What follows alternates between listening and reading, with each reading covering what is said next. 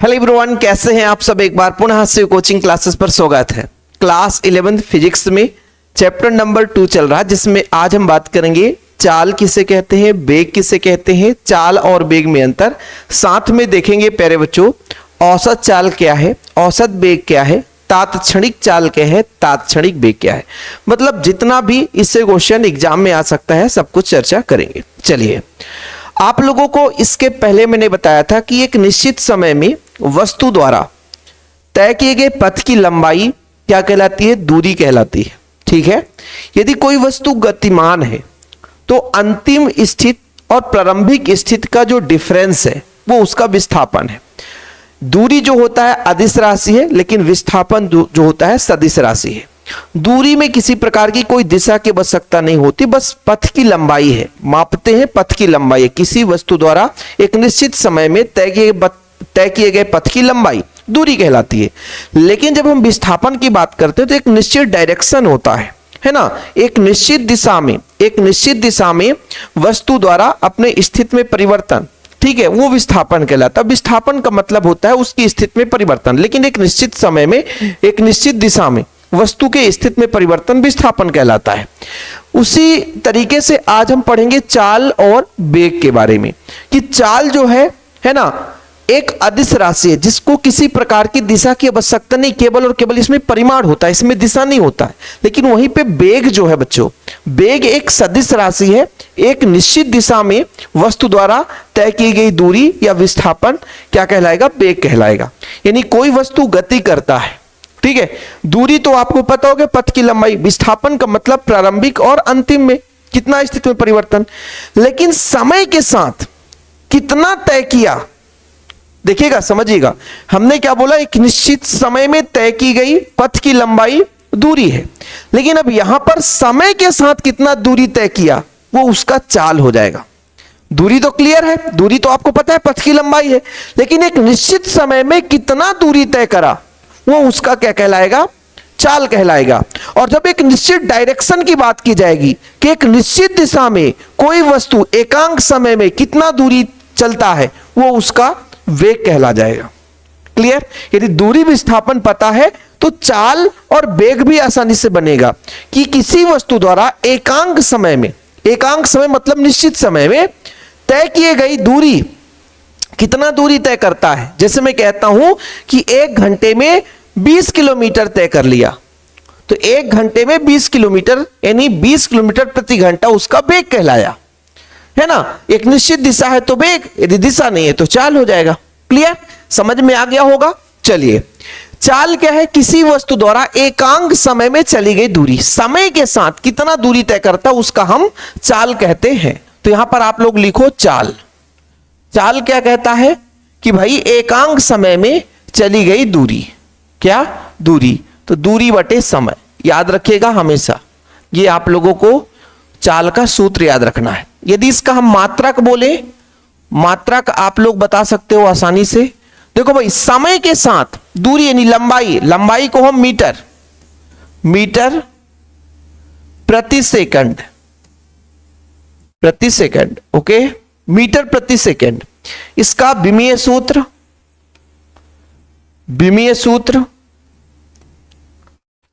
तो द्रव्यमान इसमें नहीं है।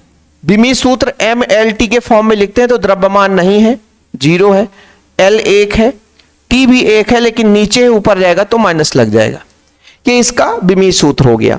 तो स्पीड है क्या, किसी वस्तु द्वारा एकांक समय में चली गई दूरी। क्लियर, इसमें डायरेक्शन की आवश्यकता नहीं है, दिशा नहीं है।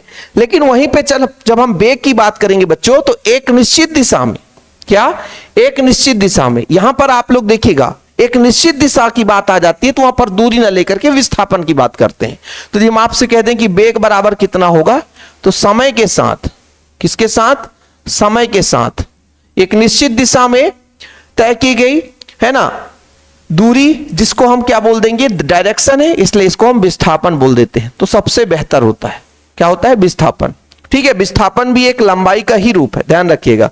ठीक, चलिए, इसका यदि हम बोल दें मात्रक, तो मात्रक क्या हो जाएगा बच्चा, मात्रक हो जाएगा विस्थापन का हमारा मीटर ही रहेगा, क्या रहेगा, मीटर, और समय का रहेगा सेकंड, समय का रहेगा सेकंड। ओके सर, समय का रहेगा सेकेंड।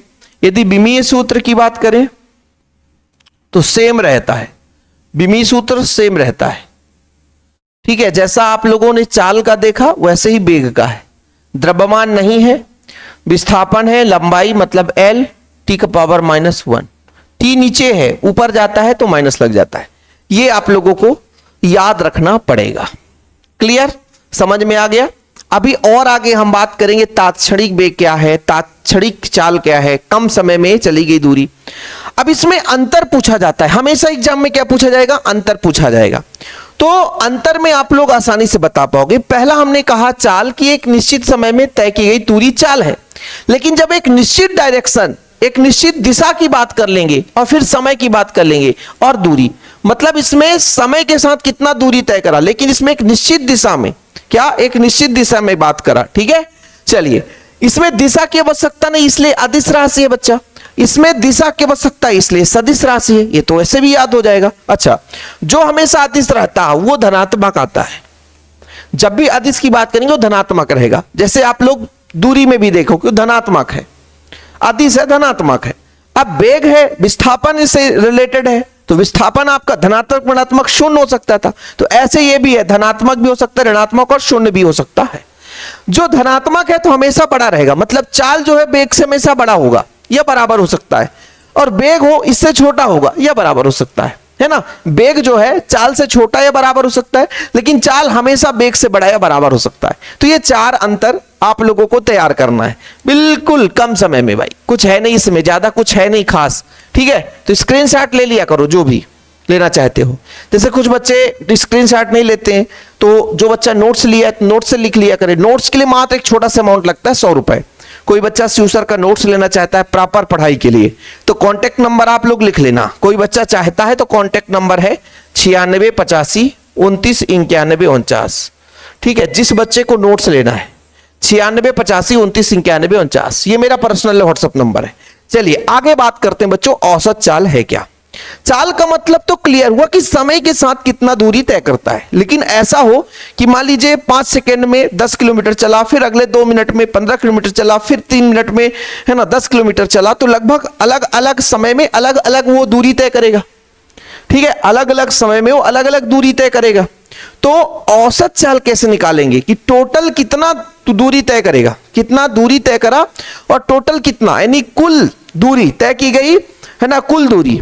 ठीक है, तय की गई क्रमशः कुल दूरी और नीचे कुल समय अंतराल, ये आपका औसत। औसत का मतलब क्या होता है, आप लोग चौथी क्लास में पढ़े हो, आंकड़ों का योग बटे आंकड़ों की संख्या।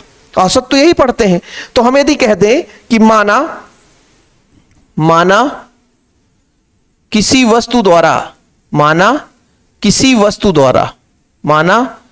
वस्तु द्वारा T1 T2 समय में, मतलब T1 T2 T3 आगे आते जाएगा, Tn समय में क्रमशः S1 S2 S3 आगे आते जाएगा, दूरी तय किया जाता है।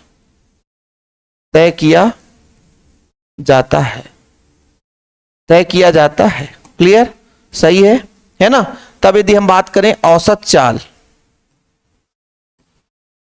चाल किसकी बात करेंगे हम, औसत चाल में आपको क्या बोला गया कि कुल दूरी, यानी तय की गई कुल दूरी, तय की गई कुल दूरी, और नीचे आप लोग क्या करोगे, कुल विस्थापन। ठीक है, नीचे क्या लिखोगे, कुल समयांतराल, कुल विस्थापन नहीं, कुल समयांतराल। ठीक, ओके सर, कुल समयांतराल। यहां पर औसत चाल की बात की जा रही है, स्पीड की बात की जा रही है। भी या आप लोग एवरेज है ना, स्पीड आप लोग ऐसा लिख लो, औसत चाल इसको ऐसा लिखेंगे S1 प्लस S2 प्लस आगे चलता जाएगा कहां तक, SAN तक। ठीक है, कुल दूरी बटे कुल समय अंतराल।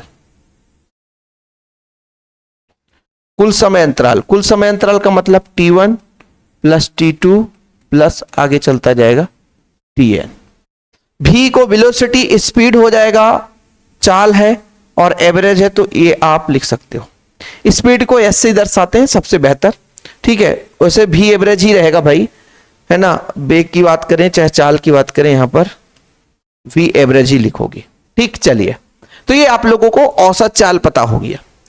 औसत चाल कुल दूरी बटा कुल समय अंतराल, ये औसत है। वेग में भी ऐसे ही करेंगे। तात्क्षणिक का मतलब होता है किसी विशेष समय में, किसी विशेष समय में, अल्प समय की बात की जा रही है। तात्क्षणिक चाल यानी भाई किसी अल्प समय के लिए बात की जा रही है।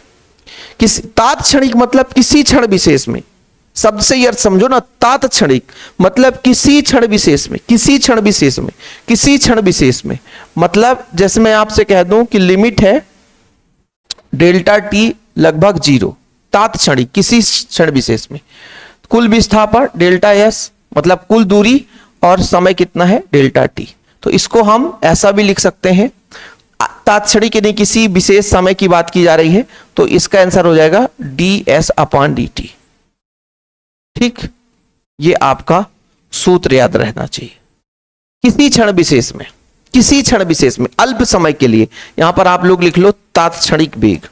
क्या लिखोगे? तात्क्षणिक। तात्क्षणिक का मतलब होता है अल्प समय के लिए। सर वेग नहीं, अभी चाल ले लो, तात्क्षणिक चाल। तात्क्षणिक चाल को भी भी से ही रिप्रेजेंट करते हैं, ध्यान रखिएगा, है ना। तात्क्षणिक चाल यानी स्पीड है, लेकिन हम इसको हम भी से ही लिखकर चलेंगे। ओके, ठीक है। अब ऐसे ही आप लोग औसत वेग यदि आपसे बोल दूंगा तो औसत वेग कैसे निकालोगे? कि औसत वेग भाई इसमें एक निश्चित दिशा रहेगी, तो औसत वेग में आप क्या कहोगे कि कुल विस्थापन।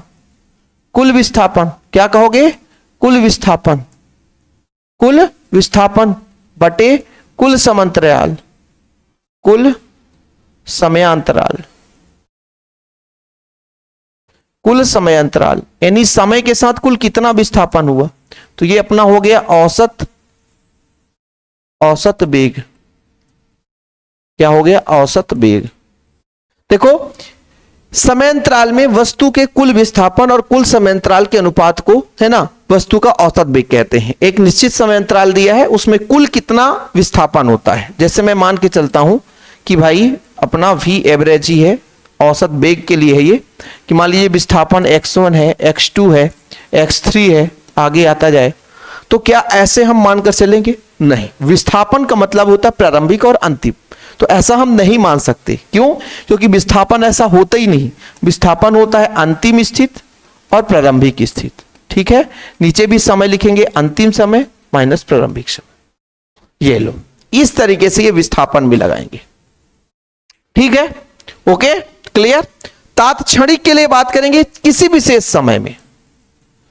तात्क्षणिक किसकी बात की जा रही है? तात्क्षणिक किसी विशेष समय के लिए बात की जा रही है। डेल्टा टी लगभग लगभग 0, लिमिट लगा दो आप, लिमिट लगा दो। डेल्टा टी लगभग 0 हो तो विस्थापन अपना डेल्टा एक्स है और ये अपना डेल्टा टी है, ठीक। तो इसको हम v dx अपॉन dt से रिप्रेजेंट करते हैं। ये आगे चलकर काम आता है बच्चों, इसलिए पढ़ा रहा हूं।